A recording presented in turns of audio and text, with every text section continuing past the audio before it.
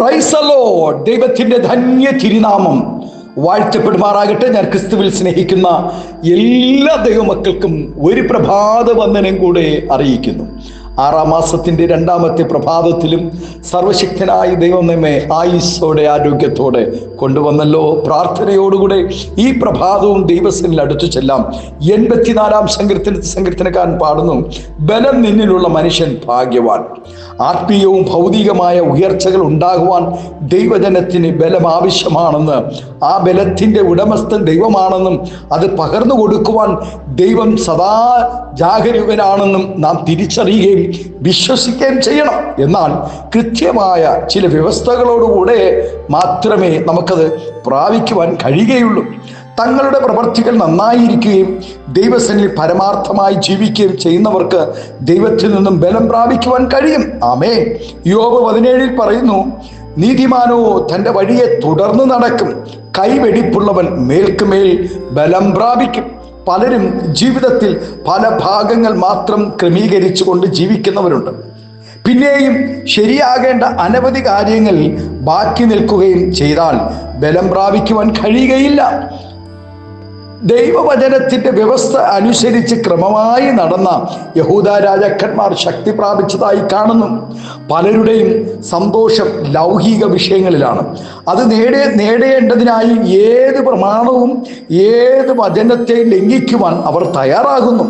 നന്മകൾ പ്രാപിക്കുവാനും ഉയർച്ചകൾ നേടുവാനും ലോകത്തിലേക്ക് ഇറങ്ങിപ്പോകുന്നത് ദൈവഹിതമല്ലാത്ത വഴികളിൽ സഞ്ചരിക്കുന്നത് കൊണ്ടും പ്രവാചകനിൽ കൂടെ ദൈവം സംസാരിക്കുന്നു, മനം തിരിഞ്ഞ് മടങ്ങി വന്നാൽ തങ്ങൾ രക്ഷിക്കപ്പെടും.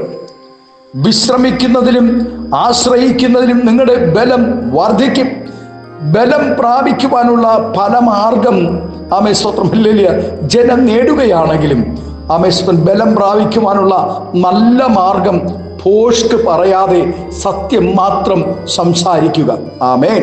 നേരുള്ള വാക്കുകൾക്ക് എത്ര ബലം, നിങ്ങളുടെ ശാസനയ്ക്കോ എന്ത് ഫലം. പ്രിയ ദൈവവേദനയെ ദൈവിക പരിജ്ഞാനം പ്രാപിക്കുകയും ദൈവത്തോടുള്ള അനുഭവത്തിൽ ജീവിക്കുകയും ചെയ്താൽ നമ്മുടെ ബലം വർദ്ധിച്ചു വരുമെന്ന് വചനം വ്യക്തമാക്കുന്നു. ജ്ഞാനിയായ പുരുഷൻ ബലവാനാകുന്നു, പരിജ്ഞാനമുള്ളവൻ ബലം വർദ്ധിപ്പിക്കുന്നു. ഒരു കാലത്ത് ബലത്തിൽ ആശ്രയിക്കുകയും ദൈവാലോചനകൾക്ക് അനുസരിച്ച് വൻ കാര്യങ്ങൾ പ്രവർത്തിച്ചവനുമായ അനേകർ പിന്നീട് ജീവിതത്തിൽ പരാജയപ്പെടുകയും മറ്റുള്ളവരെക്കാൾ താണ നിലവാരത്തിലേക്ക് വീഴുകയും ചെയ്യുന്നതായി കണ്ടിട്ടുണ്ട്. ഇസ്രായേലിലെ ശക്തനായ ന്യായാധിപനായിരുന്നു ശിംശോൻ. ഇതുപോലെ ശക്തിയുടെ പ്രകടനം കാഴ്ചവെച്ച മറ്റൊരു വ്യക്തി ലോക ചരിത്രത്തിൽ തന്നെ ഇല്ല. എന്നാൽ ചുരുക്കം ചില കാലങ്ങൾക്ക് ശേഷം തൻ്റെ ബലം തകർന്നു ക്ഷയിപ്പാനിടയായി. അവൻ ശേഷം മനുഷ്യരെ പോലെയായി. അവൻ്റെ തകർച്ചയ്ക്ക് പിന്നിൽ ഒരു സ്ത്രീയുടെ വശീകരണ ശക്തിയായിരുന്നു. ഇന്നും അനേക കുടുംബങ്ങളെ തകർത്തുകൊണ്ട്, അനേക വ്യക്തി ജീവിതങ്ങളുടെ ആത്മീയങ്ങളെ തകർത്തുകൊണ്ട് അനേക സ്ത്രീകൾ വശീകരണ ശക്തിയാൽ ഇന്നും ലോകത്ത് നടമാടുമ്പോൾ ദൈവവചനത്തെ അനുസരിച്ചുകൊണ്ട് ദൈവകൃപയിൽ ആശ്രയിച്ചിരിക്കുന്ന ദൈവ കുഞ്ഞുങ്ങൾ നാൾക്കുനാൾ ബലം പ്രാപിക്കുവാനിടയാകും. ആമേൻ. ആമേൻ. ദൈവവചനം പ്രമാണിക്കുന്നതിനാൽ ദൈവിക ബലത്താൽ നേടിയ കൃഷി സമ്പത്ത്, രോഗസൗഖ്യം, സമാധാനം, തലമുറകൾ നഷ്ടപ്പെട്ടു പോകുമെന്ന് വചനം പറയുന്നു.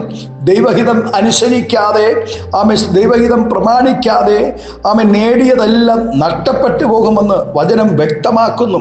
ദൈവാനുഗ്രഹത്താൽ ദൈവം നമ്മുടെ ബലം വർദ്ധിപ്പിക്കുമ്പോൾ നാം നീക്കിക്കളയേണ്ട പലതും നീക്കിക്കളയേണ്ടതാണ്. തെറ്റ് പ്രവാചകനിൽ കൂടെ ദൈവം ചൂണ്ടിക്കാണിച്ചപ്പോൾ കുറ്റമേറ്റു പറഞ്ഞ് മാനസാന്തരപ്പെടുന്നതിന് പകരം തെറ്റുകൾക്ക് ന്യായീകരണം പറഞ്ഞവനാണ് ശൗൽ രാജാവ്. ഒടുവിൽ അവൻ ബലം ക്ഷയിച്ചവനായി വീണു.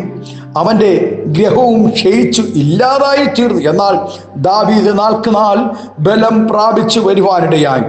തെറ്റ് തിരുത്തി ദൈവസന്നിൽ കരയുവാനും തന്നെ താഴ്ത്തുവാനും തയ്യാറായപ്പോൾ ദൈവം ദാവീദിനോട് മനസ്സലിയുവാനിടയായി. ഹല്ലേലൂയ. തങ്ങളുടെ ബലം ദൈവമാണെന്നും ദൈവത്തെ ഒഴിച്ചു നിർത്തി തങ്ങൾക്ക് ഒന്നും സാധിക്കുകയില്ലെന്നും ഈ നാൾ ആളുകളെ തിരിച്ചറിയുന്നവർ ധന്യരായി തീരുവാനിടയാകും. ആകയാൽ ആമേ പ്രിയ കർത്താവിൻ്റെ ദാസിദാസന്മാരെ, ഇന്ന് പ്രഭാതം നമുക്കും പറയാം, ബലം നിന്നിലുള്ള മനുഷ്യൻ ഭാഗ്യവാൻ. നാം ദൈവത്തിൻ്റെ ബലത്തിൽ ആശ്രയിച്ചുകൊണ്ട്, അവൻ രാഷ്ട്രീയക്കാരുടെ ബലത്തിൽ, ജാതികളുടെ ബലത്തിൽ, സംഘടനയുടെ ബലത്തിൽ അനേകർ ആശ്രയിക്കുമ്പോൾ ഇന്ന് പ്രഭാതം ആമൻ വിശുദ്ധിയിലും വേർപാടിലും വിശ്വസ്തതയിൽ നിൽക്കുന്ന ദൈവക്കുഞ്ഞുങ്ങൾ ആമൻ കർത്താവായ യേശു ക്രിസ്തുവിൽ ആമൻ ബലപ്പെടുവാൻ ഇന്ന് പകൽക്കാലം നമ്മെ ഒന്ന് ഏൽപ്പിച്ചു കൊടുക്കാം. കണ്ണുകളടയ്ക്കാം, പ്രാർത്ഥിക്കാം. സ്വർഗീയ പിതാവേ, നല്ല ദൈവമേ, സ്നേഹവാനായ ഞങ്ങളുടെ നല്ല കർത്താവേ, നല്ല പ്രഭാതത്തിനായി നന്ദി പറയുന്നു. അനേകർ ആത്മീയ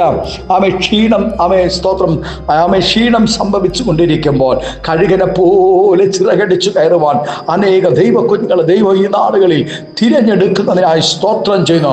യൗവനക്കാരെ അതിനായി തിരഞ്ഞെടുക്കുന്നതിനായി സ്തോത്രം ചെയ്യുന്നു.